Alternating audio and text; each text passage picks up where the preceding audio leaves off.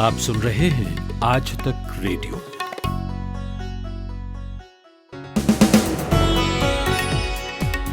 आज तक रेडियो पर आप सुन रहे हैं 11 सितंबर शुक्रवार का दिन भर। मैं हूं कुलदीप मिश्र। भारत और चीन का विवाद जॉइंट स्टेटमेंट तक आ गया है, पर सेटलमेंट नहीं हो पा रहा है। विपक्ष पूछ रहा है कि चीन के पीछे हटने का जिक्र इस साझा बयान में क्यों नहीं है, और नहीं है तो फिर भारत को मिला क्या है। चीन से सीमा विवाद किस धरातल पर दरअसल पहुंच गया है कि विदेश मंत्रियों की मुलाकात भी उसे हल नहीं कर पा रही, इसे समझेंगे। और कम से कम दिसंबर तक आप तैयारी कर लीजिए, महंगाई रुलाने वाली है। स्टेट बैंक की एक रिपोर्ट में कहा गया है कि भारत में खुदरा महंगाई दर दिसंबर तक 7% के आसपास रहेगी, इसके नीचे नहीं आएगी।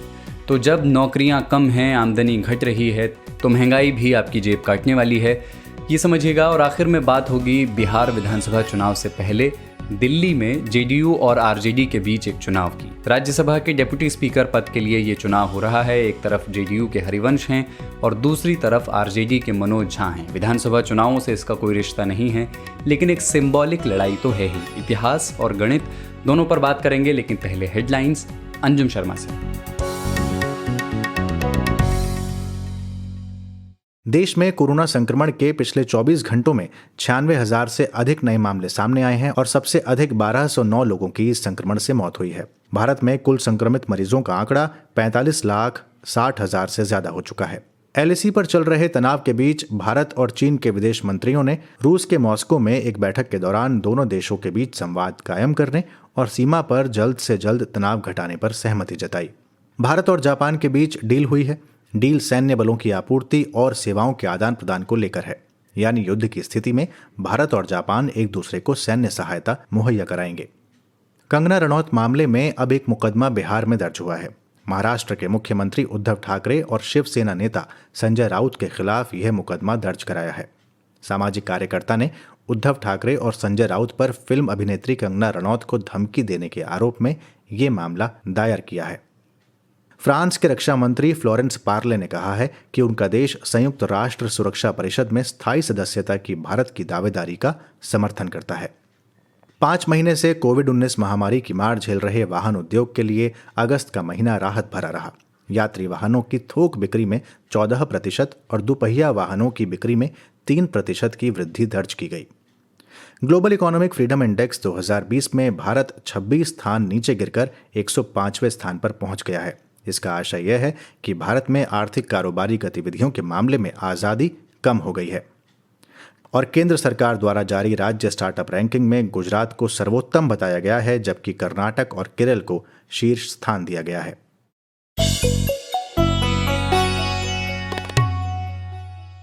आज तक रेडियो पर यह है दिन भर और मैं हूं कुलदीप मिश्र।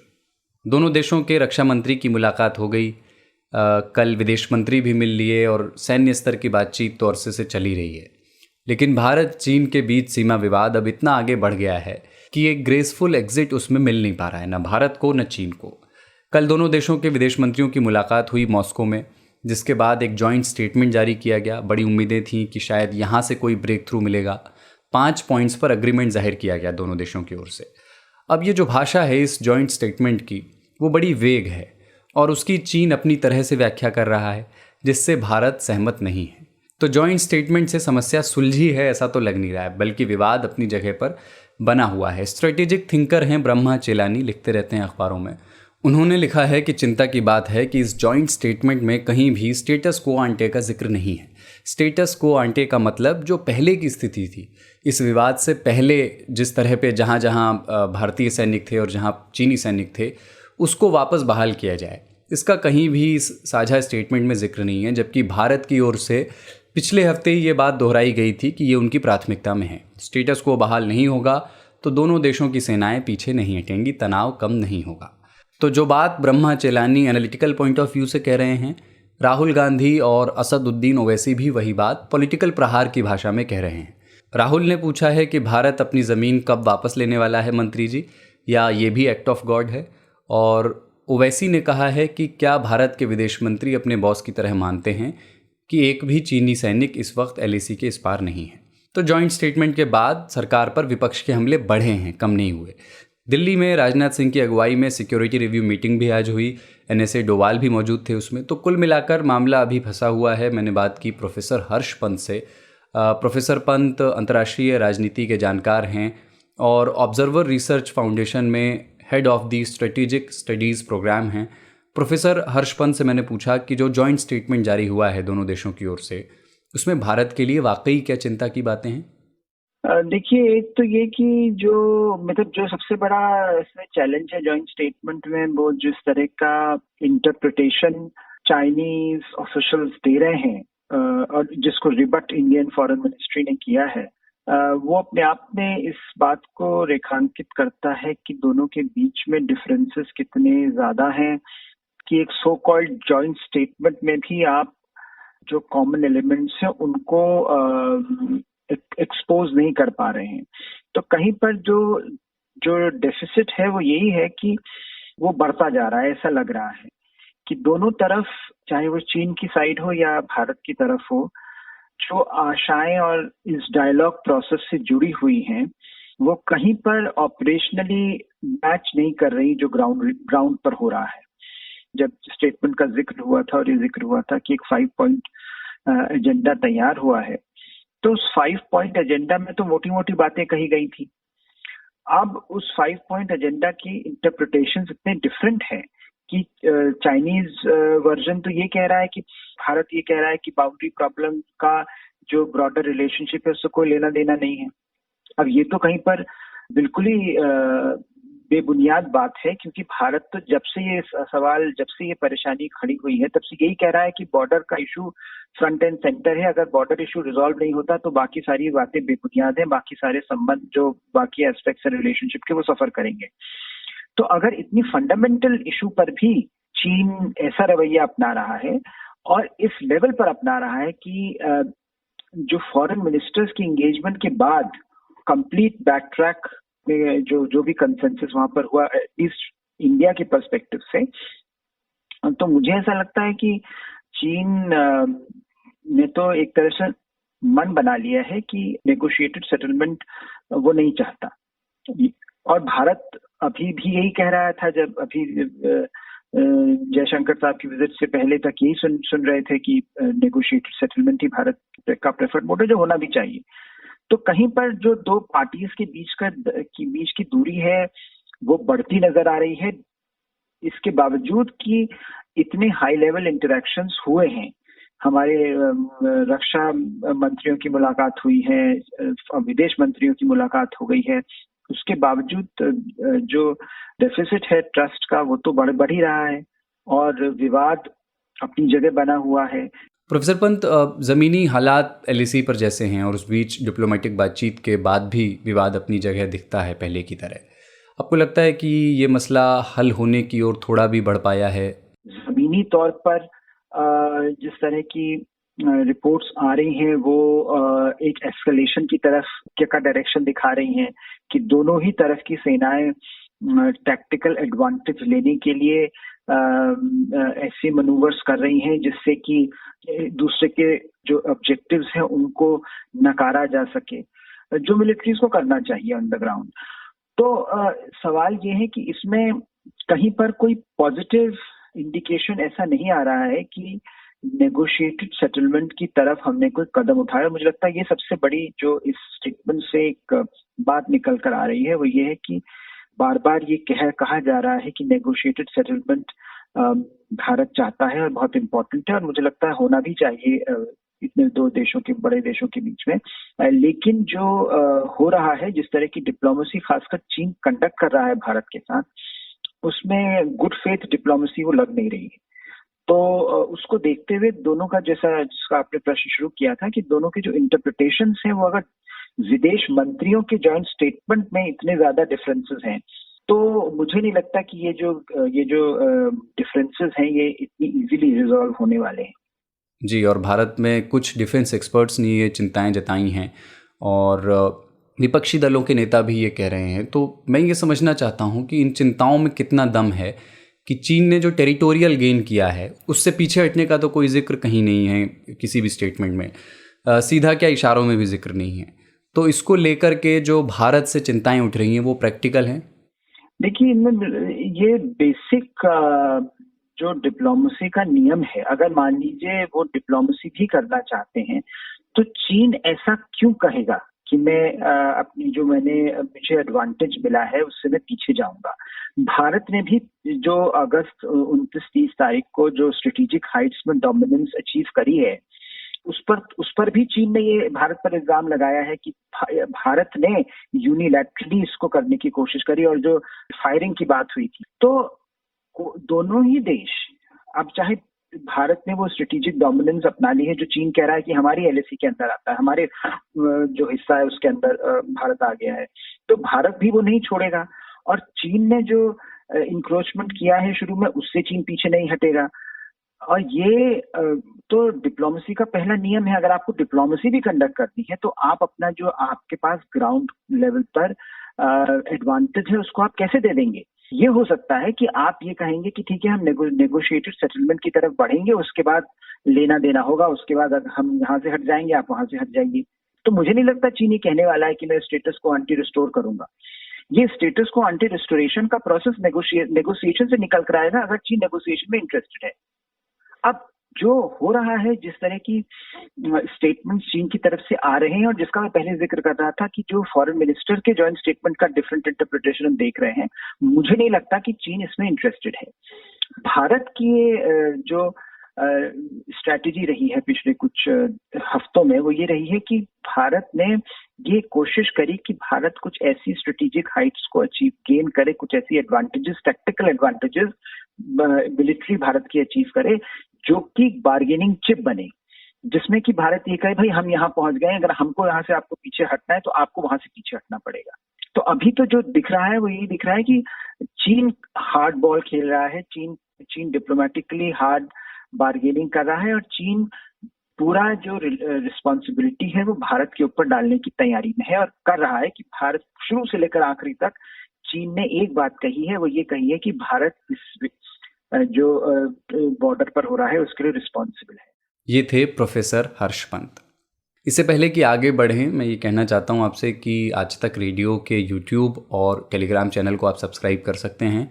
आपका फ़ायदा इसमें ये होगा कि आपको वहाँ पर हमारे सारे पॉडकास्ट एक साथ मिल जाएंगे। जो नए पॉडकास्ट हम लेकर के आए हैं, जो आपसे हो सकता है अभी तक मिस हुए हों, आपने ना सुने हों, उनसे भी आप रूबरू हो पाएंगे। और साथ ही आप इसके अलावा हमें Spotify, Google podcast, Apple podcast, Jio Saavn, Castbox और ऐसे ढेर सारे ऑडियो प्लेटफॉर्म्स पर भी आप हमें सुन सकते हैं। अगर कोई फीडबैक आप हमें देना चाहते हैं या चाहते हैं कि किसी ख़ास टॉपिक पर हम पॉडकास्ट बनाएं, तो हमें ईमेल कर सकते हैं आप radio@aajtak.com पर, radio@aajtak.com ये हमारा ईमेल आईडी है, और आपके ईमेल को हम अपने पॉडकास्ट में शामिल करेंगे। कमाते हैं लेकिन बचा नहीं पाते, बचाते हैं तो उससे कमा नहीं पाते। शेयर की चाल, निवेश का हाल, बाजार का तमाशा, इकोनॉमी की भाषा, बॉन्ड, बीमा, सोना, चांदी, सबकी होती है बात। बचाते रहो नारे के साथ। हर शनिवार मैं यानी नितिन ठाकुर आपकी मुलाकात कराऊंगा आपके मनी मैनेजर से। कोरोना वायरस की महामारी की वजह से देश की इकॉनमी की हालत खस्ता है, आप जानते हैं जैसी है। प्रोडक्शन पहली तिमाही में बहुत गिर गया था, अब अगली तिमाही के आंकड़े कुछ महीने बाद आएंगे। नौकरियां जा ही रही हैं। अब तीसरा जो संकट है वो महंगाई का है। स्टेट बैंक ऑफ इंडिया की एक रिपोर्ट में कहा गया है कि अगस्त में खुदरा महंगाई की दर का आंकड़ा 7% के पास भी जा सकता है। तो इस रिपोर्ट का प्रोजेक्शन है कि खुदरा महंगाई दर अब 4% के नीचे दिसंबर के बाद ही आ सकती है। अंदाज़ा आप लगाइए कि इस साल जुलाई में खुदरा महंगाई दर, या जिसे इन्फ्लेशन रेट कहते हैं, वो 6.93% थी इस साल, जबकि पिछले साल जुलाई में ये 3.15% थी, यानी आधे से भी कम थी। अगस्त के आंकड़े 14 सितंबर को आ जाएंगे, तो तब मालूम हो जाएगा कि अगस्त में इन्फ्लेशन रेट क्या रहा। दिसंबर तक कमोबेश यही स्थिति रहने का प्रोजेक्शन है। इस रिपोर्ट में चिंता के बिंदु क्या हैं, ये समझने के लिए मैंने बात की हमारे आर्थिक मामलों के एक्सपर्ट शुभम शंखधर से। जी देखिए, खुदरा महंगाई के जो आंकड़े हैं वो 14 सितंबर को जारी होंगे, और ये माना जा रहा है कि इस बार भी जो खुदरा महंगाई है वो जुलाई महीने की जो खुदरा महंगाई थी 6.93%, उससे बढ़कर आएगी।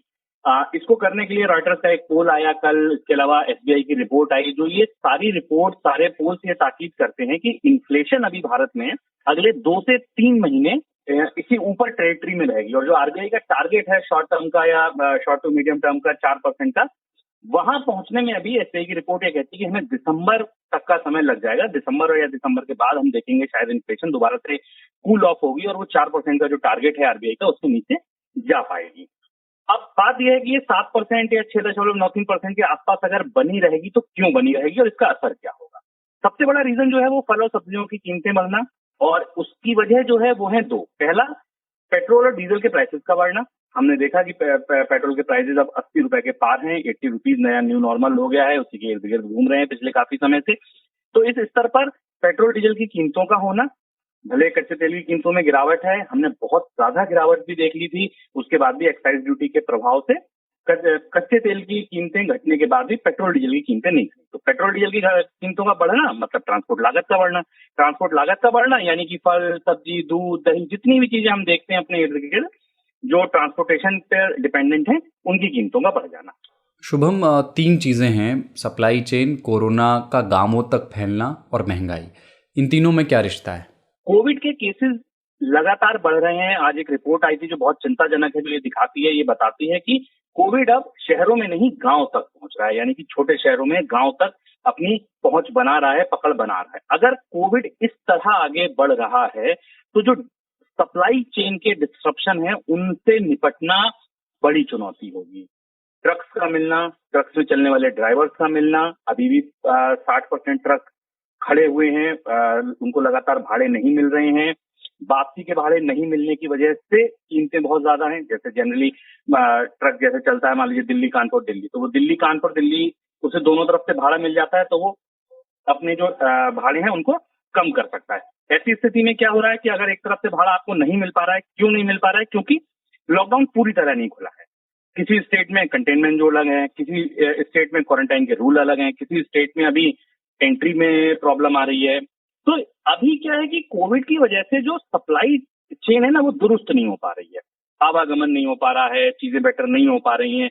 तो इसकी वजह से भी एक ये है कि भाड़े बढ़ेंगे और साथ साथ सप्लाई भी उतनी सुचारू नहीं हो पाएगी जितनी की पहले हो पा रही थी। तीसरी चीज अगर आप देखें, पेट्रोल डीजल के बाद सप्लाई चेन डिस्ट्रप्शन के बाद एक चीज बड़ी इंपॉर्टेंट जो है कि गवर्नमेंट ने भी बड़ी बाइंग करी है। गवर्नमेंट ने सपोर्ट करने के लिए, क्योंकि प्राइवेट कंजम्पशन नहीं है, कंपनियां अभी नया इन्वेस्टमेंट नहीं ला सकती हैं, तो इकोनॉमी को बूस्ट करने के लिए जो कुछ सरकार कर सकती है वो है गवर्नमेंट की स्पेंडिंग। गवर्नमेंट की स्पेंडिंग हमने देखा कि अभी जो जीडीपी के ताजा नंबर आए उसमें प्राइवेट कंजम्पशन टूटा हुआ है, इन्वेस्टमेंट टूटा है, लेकिन गवर्नमेंट की स्पेंडिंग में थोड़ा सा सर्ज है। वो सर्ज क्यों है? क्योंकि गवर्नमेंट ने अभी पिछले दिनों में बड़ी खरीद की है। इसके अलावा भी बहुत सारे एक्सपेंडिचर लगातार सरकार ने की हैं। बड़ी खरीद की वजह से भी कहीं ना कहीं उसका एक इन्फ्लेशनरी इम्पैक्ट है। ये तमाम चीजें ऐसी हैं जो ये दिखाती हैं कि आने वाले 2 से 3 महीनों में भी स्थितियां शायद काबू में नहीं आएंगी और इन्फ्लेशन के लेवल पर हम परेशान होते रहेंगे। शुभम, खुदरा महंगाई दर का उच्च स्तर पर रहना, उसमें इजाफा होना, इसका मतलब अलग अलग वर्गों के लिए क्या होगा? मतलब मिडिल क्लास के लिए, लोअर मिडिल क्लास के लिए मार कैसी पड़ेगी? ये महंगाई हमें दिखेगी कहाँ कहाँ? होगा ये कि आपके आसपास की जो चीजें हैं, आपकी फल सब्जियों का बिल, आपके राशन का बिल बढ़ जाएगा। दूसरा, ऐसी बहुत सारी सेवाएं जो पहले सस्ती मिलती थी वो कोविड के असर के बाद महंगी हो जाएंगी। जैसे हो सकता है आप जिस अस्पताल में या जिस क्लिनिक पर डॉक्टर को दिखाने जाएं और उस डॉक्टर को अब पहले से ज्यादा एहतियात बरतने के लिए सैनिटाइजर और पीपीई किट या सोशल डिस्टेंसिंग या जो भी नए तौर तरीके अब कोविड ने हमें सिखाए हैं उसमें अगर अपना क्लिनिक खोलना है या अस्पताल चलाना है तो उसको पहले से ज्यादा खर्च करना पड़ेगा। पहले से ज्यादा खर्च करना पड़ेगा तो आपकी ओपीडी का पर्चा जो पहले शायद 400 रुपए का बनता था वो अब 500 रुपए या 600 रुपए का बनने लगेगा। इसी तरह अगर आप देखेंगे कि मार्केट में अगर आप जाएंगे तो तमाम दुकानदारों को भी यही प्रोसेस फॉलो करना है। तो अगर इन सब चीजों को आप देखें तो महंगाई का नंबर भले आपको वो 7% हो जाए, 6.5 हो जाए, 6.25 हो जाए, बहुत अंतर ना पड़े, लेकिन हाँ आप अपने इर्द गिर्द महंगाई निश्चित तौर पर महसूस कर रहे होंगे या आने वाले दिनों में करेंगे। फिर चाहे वो बार्बर की शॉप हो, चाहे वो डॉक्टर का क्लिनिक हो, वो मार्केट में मिलने वाला सामान हो, बड़े बाजारों में मिलने वाली चीजें हो, भाड़ा पहुंचाना हो, छोटी छोटी सेवाएं हो। हो सकता है बहुत सारी चीजें पहले आपको home delivery free of cost मिल रही थी, ऑर्डर्स कम है, बहुत सारी ई कॉमर्स कंपनियां एक बार लगाने लगी कि इससे छोटा ऑर्डर हम नहीं देंगे, इससे छोटा ऑर्डर हम नहीं देंगे। पहले हम देखते थे कि 100 रुपए का ऑर्डर भी आ जाता था, बट अगर अब छोटे कोई वेंडर्स हैं तो वो कहते हैं कि नहीं सर 500 रुपए से कम में हम डिलीवरी नहीं देंगे। तो ये जो चीजें हैं ये सही कहीं ना कहीं आपकी और हमारी पॉकेट को प्रभावित करती है। और जब हमें ये मालूम है कि आने वाले 3 महीनों तक खुदरा महंगाई दर इतनी ही रहने वाली है, तो ट्रेडिशनली किस तरह के स्टेप सरकार ले सकती है? सरकार के हाथ में क्या है? सप्लाई चेन को दुरुस्त करने के लिए सबसे, क्योंकि वही एक ऐसी चीज है जो आदमी आपके और हमारे हाथ में है। एक चीज मैं और ऐड करूंगा, क्योंकि अब लोन्स भी लगातार सस्ते हो रहे हैं। ये माना जाता है कि कर्ज की दर जब तक अर्थव्यवस्था में सस्ती होती है वो कहीं ना कहीं इन्फ्लेशन को हिट करती है। इसीलिए जब महंगाई बहुत ज्यादा बढ़ती है तो आरबीआई पर प्रेशर होता है कि वो ब्याज दरों को बढ़ा दे। अभी आरबीआई जिस मोड में है, या जो अभी जिस टेरिटरी में, जिस रेंज में, जिस ट्रेंड में इंटरेस्ट रेट है, वो गिरने के ट्रेंड में। अभी ये माना जा रहा है कि 1-2 पॉज के बाद हो सकता है ब्याज दरें और ज्यादा गिरे। तो ये हमें समझना होगा कि सरकार के हाथ में चीजें क्या हैं। सरकार के हाथ में चीजें ये हैं कि वो सप्लाई चेन को दुरुस्त कर दें। बहुत सारी चीजें ऐसी हैं जो अभी सरकार के हाथ में है। कोविड का केसेस का बढ़ना, कोविड को लेकर लगातार जो स्थिति बनी हुई है उसको काबू करने में सरकार कहीं ना कहीं नाकाम रही है। आप देखिए, इतने गंभीर, इतने सख्त लॉकडाउन के बाद, इस लेवल पर टेस्टिंग के बाद भी केसेस 90,000 प्रतिदिन के भी पार निकल गए थे। तो ये चीज हमें समझने की है कि बहुत सारी चीजें ऐसी हैं जो अभी सरकार के भी हाथ में नहीं है। सरकार कर्ज सस्ता कर सकती थी, कर्ज सस्ता किया। आत्मनिर्भर भारत पैकेज में सरकार ये कह सकती थी आप और कर्ज बांटिए, वो कर दिया। अब जो कर सकती है वो यही है कि भाई सप्लाई चेन को दुरुस्त करा जा सके किस तरह से, वो ही एक तरीका है जहां पर सरकार कुछ सपोर्ट कर सकती है। ये थे हमारे आर्थिक मामलों के एक्सपर्ट शुभम शंकर।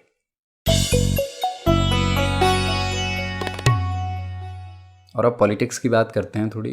बिहार विधानसभा चुनाव में अब थोड़ा ही समय बचा है, लेकिन उससे पहले दिल्ली में बिहार के दोनों प्रमुख दलों यानी जनता दल यूनाइटेड और राष्ट्रीय जनता दल के बीच एक सिंबॉलिक अखाड़ा सज गया है, यानी तेजस्वी यादव की पार्टी और नीतीश कुमार की पार्टी।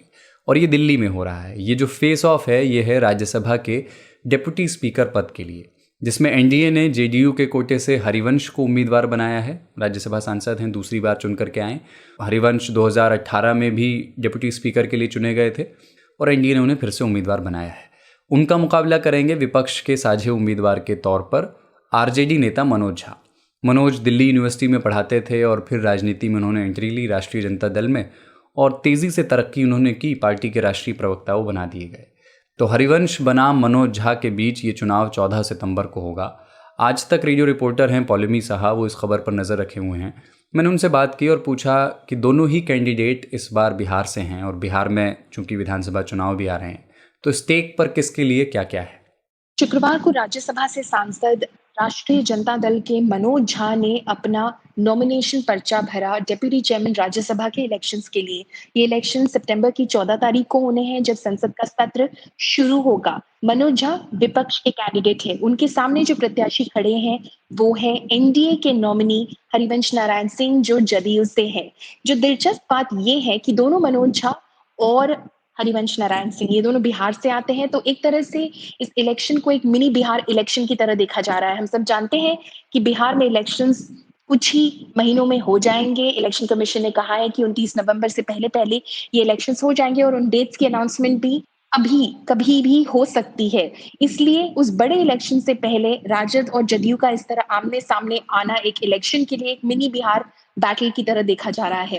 हरिवंश नारायण सिंह पहले ही डिप्टी चेयरमैन राज्यसभा रह चुके थे। उनका जो राज्यसभा का टर्म था वो अप्रैल में खत्म हो गया था, जिसके बाद जदयू ने उन्हें दोबारा से राज्यसभा में भेजा है और इस बार फिर से एनडीए ने उन्हें अपना नॉमिनी बनाया है डिप्टी चेयरमैन इलेक्शंस के लिए। विपक्ष ने मनोज झा को चुना है। पहले काफी बात हुई कि शायद डीएमके से तिरुचि सिवा को भेजा जाए, पर जब कंसेंसस बना वो मनोज झा के नाम पे वो कंसेंसस बना। आज जब मनोज झा ने अपना पर्चा भरा तो उनके साथ सपा से जावेद अलीम खान मौजूद थे, कांग्रेस से गुलाम नबी आजाद, जयराम रमेश, अहमद पटेल मौजूद थे और तिरुचि सिवा भी डीएमके की तरफ से मौजूद थे। ये सारे उनके प्रपोजर्स थे। पौलमी, एक चीज़ और कि नंबर्स को अगर देखें तो एनडीए मजबूत नजर आता है। क्या मनोज झा के जीतने की कोई सूरत नजर आती है? नंबर्स की बात अगर करें तो ये देखा जा सकता है कि एनडीए के फेवर में सारे नंबर्स हैं। जब पिछली बार डिप्टी चेयरमैन इलेक्शंस हुए थे और हरिवंश नारायण सिंह लड़े थे, उनके सामने कांग्रेस के बीके हरिप्रसाद खड़े थे। कुल मिलाकर 20 वोटों से हरिवंश नारायण सिंह ने बीके हरिप्रसाद को हराया था उन इलेक्शंस में। उसके बाद से अब तक बीजेपी की स्ट्रेंथ, एनडीए की स्ट्रेंथ जो है वो राज्यसभा में बढ़ चुकी है। तो इससे अगर हिसाब लगा लिया जाए तो नंबर्स जो हैं वो बीजेपी के फेवर में है। बाकी पार्टीज जिनसे बीजेपी इस वक्त बात कर रही है, YSRCP, Congress, TRS, BJD, Biju Janata Dal, ये सारे भी इस इलेक्शन में मोस्टली हरिवंश नारायण सिंह का सपोर्ट करेंगे। जो इस वक्त मनोज झा के साथ खड़े हैं वो है सपा, डीएमके, आप, लेफ्ट पार्टीज, कांग्रेस, तृणमूल कांग्रेस, ये और राजद, ये सारी पार्टीज उनके साथ खड़ी हैं। पर नंबर्स की बात अगर करें तो शायद अपर हैंड जो है वो हरिवंश नारायण सिंह का है। एक तरह से ऑपोजिशन ये जानती है इस बात को, वो जानती है कि सारे नंबर्स एनडीए प्लस के फेवर में हैं, पर उन्होंने डिसाइड किया कि एक सिंबॉलिक फाइट होना जरूरी है, वॉकओवर ना दिया जाए, और इस वजह से अब ये इलेक्शंस होंगे सितंबर की 14 तारीख को। ये थी आज तक रेडियो रिपोर्टर पौलमी साहा। दिन भर में चलते चलते हेडलाइंस एक बार फिर। देश में कोरोना संक्रमण के पिछले 24 घंटों में 96,000 से अधिक नए मामले सामने आए हैं और सबसे अधिक 1209 लोगों की इस संक्रमण से मौत हुई है। भारत में कुल संक्रमित मरीजों का आंकड़ा 45,60,000 से ज्यादा हो चुका है। एलएसी पर चल रहे तनाव के बीच भारत और चीन के विदेश मंत्रियों ने रूस के मॉस्को में एक बैठक के दौरान दोनों देशों के बीच संवाद कायम करने और सीमा पर जल्द से जल्द तनाव घटाने पर सहमति जताई। भारत और जापान के बीच डील हुई है। डील सैन्य बलों की आपूर्ति और सेवाओं के आदान प्रदान को लेकर है, यानी युद्ध की स्थिति में भारत और जापान एक दूसरे को सैन्य सहायता मुहैया कराएंगे। कंगना रनौत मामले में अब एक मुकदमा बिहार में दर्ज हुआ है। महाराष्ट्र के मुख्यमंत्री उद्धव ठाकरे और शिवसेना नेता संजय राउत के खिलाफ यह मुकदमा दर्ज कराया है। सामाजिक कार्यकर्ता ने उद्धव ठाकरे और संजय राउत पर फिल्म अभिनेत्री कंगना रनौत को धमकी देने के आरोप में ये मामला दायर किया है। फ्रांस के रक्षा मंत्री फ्लोरेंस पार्ले ने कहा है कि उनका देश संयुक्त राष्ट्र सुरक्षा परिषद में स्थायी सदस्यता की भारत की दावेदारी का समर्थन करता है। 5 महीने से कोविड-19 महामारी की मार झेल रहे वाहन उद्योग के लिए अगस्त का महीना राहत भरा रहा। यात्री वाहनों की थोक बिक्री में 14% और दुपहिया वाहनों की बिक्री में 3% की वृद्धि दर्ज की गई। आज तक रेडियो पर दिन भर में आज इतना ही। साउंड मिक्सिंग थी कपिल देव सिंह की। अब दिन भर में आपसे सोमवार को मिलेंगे, लेकिन कोरोना कवरेज और पॉडकास्ट कल जरूर सुनिएगा।